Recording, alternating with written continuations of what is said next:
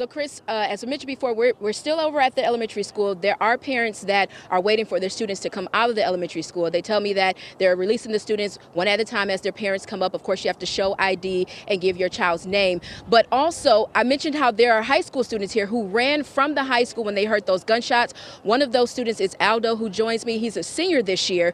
And Aldo, tell me what happened. Your friend was actually one of those, one of the students that were shot. Yeah, he was one of the students that were shot. I don't want to say his name or anything, but he was running behind me in the cafeteria. He got out after me and my girl got out, and he was basically asking for help. He was like, "Hey, something hit me or something," and he said, "Take off my boot so I can see it." And I'm like, thinking he's joking, but then I'm like, "Okay, let me take off his boot," and I take off his boot, and there's a big gash or wound on his leg, and he's saying it's hard to move, and that eventually it ended up he couldn't feel his leg no more. And yeah, I mean, the whole situation was really just like a lot of adrenaline, and there was like you just had to act fast. Yeah. I want to know, how are you feeling right now? Now I'm a little bit more calm now that I'm away from everything, and that I know everybody that I'm close to is safe, and that the people that I love know that I'm safe too. And I remember you were talking to me. You're a senior this year, so you were here last year when a similar incident happened. What's going through your mind, the fact that it happened last year and now it happened again this year? Yeah, I was already like on edge, like not on edge, but I was already like instinct kicked in. Like same with the last one. It was a different experience though, because last one I was safe in the classroom. This one I had to run, and so there was a little bit more adrenaline in that one. We really just had to book it from there. My arm, I'm not injured or anything, but it almost got caught when people were trying to run, and I almost got caught through the door. I'm glad you're okay. I know our anchor Chris has a question for you. Chris, you can go ahead and ask your question. I'll tell Aldo. Yeah, I just wanted to know. First of all, I'm so glad to hear that you're okay. But as for your friend, did he recognize or see the person who fired? So Chris was asking if you did your friend recognize the person who was shooting the gun? Or? No, I didn't ask. Like I said, it was just like in the moment I wanted to help him out as soon as I can. I didn't get no description of anybody. They were saying, I was in the cafeteria, they were saying it happened in B Hall, or like close to around there, but the shots sounded they were coming from that direction, B Hall.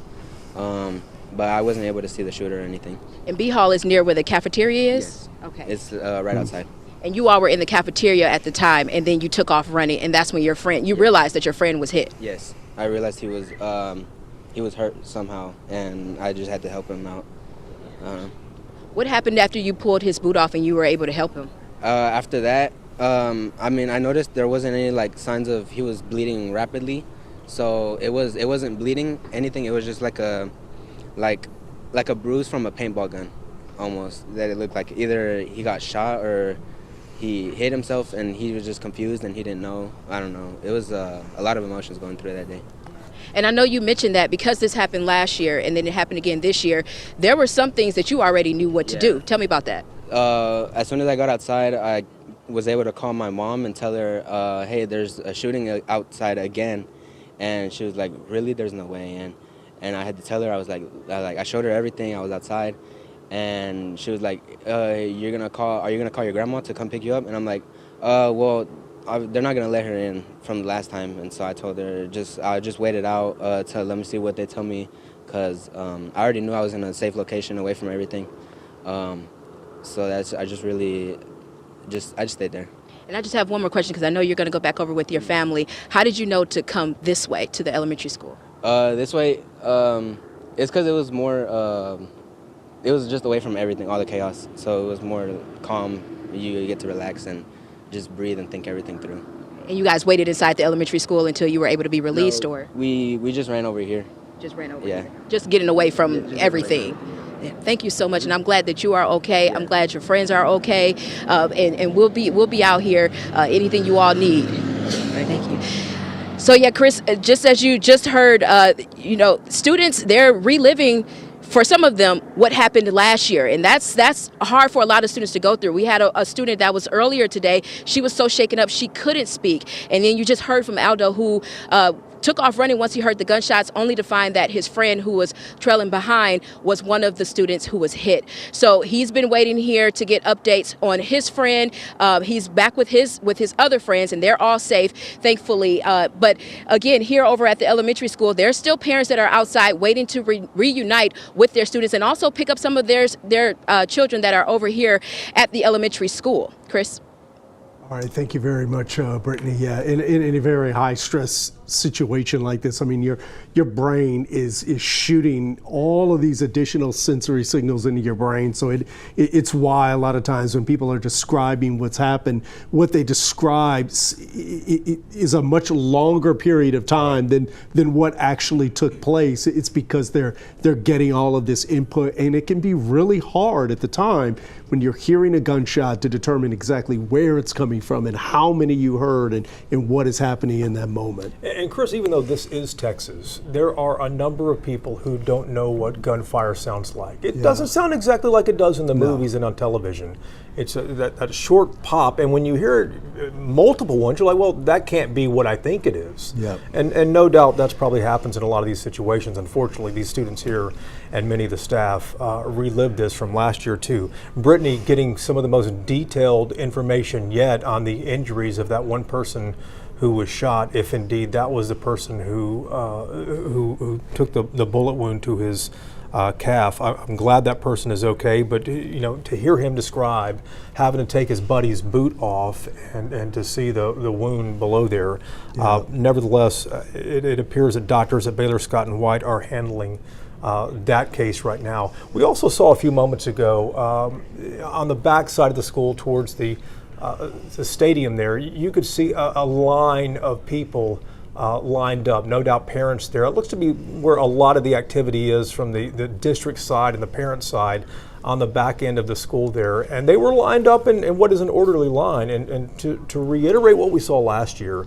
the reunification process when there was a shooting there 1 year ago to this week, the reunification process was a lot messier then. Parents complained about it. The district promised to make this right and to fix this. And it looks like they did learn the lesson from that as well, because the reunification is happening now with the students who went out the east or the west side there and the south side who escaped that way. A number of them went out the front door too, but there are a number of them still in the bleachers, and the district officials are checking identification and they're matching up the students with those parents. Yeah, I mean, the teachers and the staff are trained, they drill on this.